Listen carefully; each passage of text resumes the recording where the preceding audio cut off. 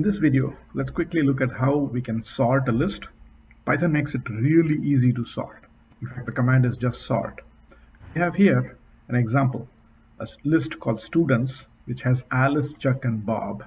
And you simply say the list name students dot sort, open close parenthesis, and then it will make it Alice, Bob, and Chuck. It will sort it alphabetically.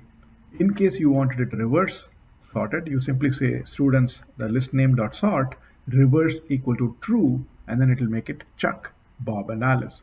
If these were numbers, they will just get sorted increasing or decreasing in the increasing or decreasing order, depending on whether you said reverse is equal to true or not.